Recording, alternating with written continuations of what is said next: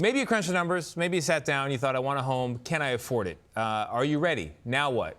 From finding the right deal to the right real estate agent, getting a mortgage can be difficult. There's a whole lot that goes into it. Where do you start? We have someone who knows a thing or two or a million things about all this. CBS News business analyst Jill Schlesinger here with the step-by-step instructions to take the hassle out of the hunt. Let's Jill, go. What do we got? All right. You said maybe you ran the numbers, maybe you didn't. Let's start with you got to run the numbers because housing is so expensive, and it's not just the cost of the house or the high mortgage interest rate. It's the maintenance of the house, 1% to 3% of the purchase price every year. It's the homeowner's insurance, which has gotten very expensive. It's taxes. You run your numbers. Now, the interesting thing about this, there used to be old rules of thumb. When I first got into the financial planning business about 100 years ago, we would say, okay, 28% of your gross income, that's all you can spend on your housing costs, or 36% of your, all of your payments should be debts, anything less, right? Throw it out the window. It can't work anymore based on where housing prices are. I would ask a more simple and direct question.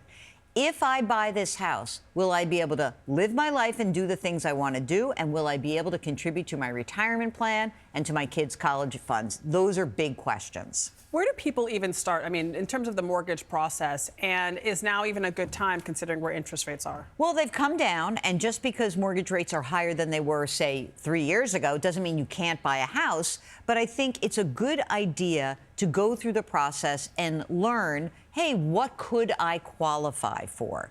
This is an important part of the process because you may be able to qualify for a large mortgage, but again, that would mean that you can't do anything else fun in your life. So you have to use your brain when you're going through the process. And also you have to say, how much money can I actually put down on this house? What can I afford? And there's a real important differential between getting pre-approved and pre-qualified, okay? Right? Okay. So approval means like you're set to go. You've got a bid in hand and you've got someone from a mortgage company say, we'll lend you this much money. Pre-qualified's like, yeah, we think you're a pretty good bet. This is about what you can afford. So approval better than qualification. Gayle always talks about when she first was looking to buy a home, she could afford the monthly, but it was like down payment. What are you talking about? You need all this cash up front. Yeah. That's hard for people. It is very hard. And what I encourage people to do is if you're talking especially to your parents, an oldster like me, we'll say, oh, put 20% down. But if you look at that right now, if that you have to put 20% down, it's almost $90,000 for the median home to put 20% down right now. Very few people can do that. Let's look at 10% down, and then let's start to talk to different mortgage lenders. You should talk to a variety of them. Don't just go to your bank. Don't just go to one organization. Compare them. And if you actually can put 10% down and afford the payment and be on track, that's okay. Let's say you can't put that 10% down. Would you borrow from your parents? I'm going to ask each of you. Would you borrow from your parents? My mom doesn't have it. Yeah, but if they had it. I guess. I don't know. Would you? No comment. No comment. Okay. So I have an expansive thought around this. I used to be like, oh my God, why are you giving your kids this money for the down payment? A lot of people can afford it. Okay. But the bigger issue is if I give money for my kid's down payment, right? What am I doing to the other kid? Am I doing the exact same thing? Is it equal? Oh, you got to. Well, or no, but maybe you don't. And I just think that this is one of those cases where I say we have to have conversations and we should put it down on paper. If you're going to ask your parents for money, by the way, they're in your lives, so hello, that's an issue. But if you're the parent, you say, let's put this down on paper. Is this a loan? Or is this a gift? Am I doing this for you or am I doing it for all the siblings? If I'm not doing it for all the siblings, you better tell them. And maybe they don't need it. They're not going to tell them, Jill. Yeah, you have to, because I'm going to tell you, it's going to come out. If you know, we're coming up into the holiday season. What you don't want is to have a holiday meal explode over how dare you have, you gave her the money for the down payment, you didn't give it to me?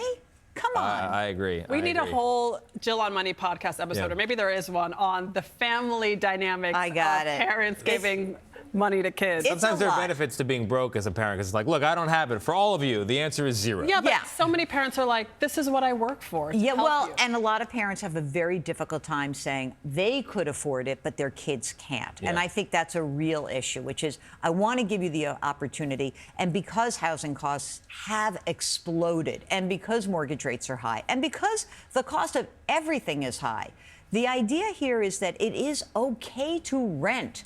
I want to be crystal clear about this. Renting is flexibility. You want to take a job across the country, you're not tethered to a house. And oh, by the way, even if you're older and you want to sell your house and rent for a while, there's nothing wrong with that. It gives you access to your money in a way that owning a home doesn't. So I think renting is great, says a person who hasn't rented in a while. But I have to say, it gives you so much more opportunities as you consider your financial path. And by the way, if you rent and you're taking all that money that would have gone to the down payment And investing it.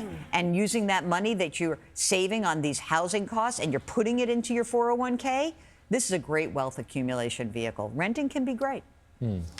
I feel so enlightened. Jill Schlesinger, bring in the information and the heat as always. Thank you so much. Thanks. If you have money-related questions that you'd like Jill to answer, I know you do, just send an email to her at askjill@cbs.com and she could answer it right here on the show.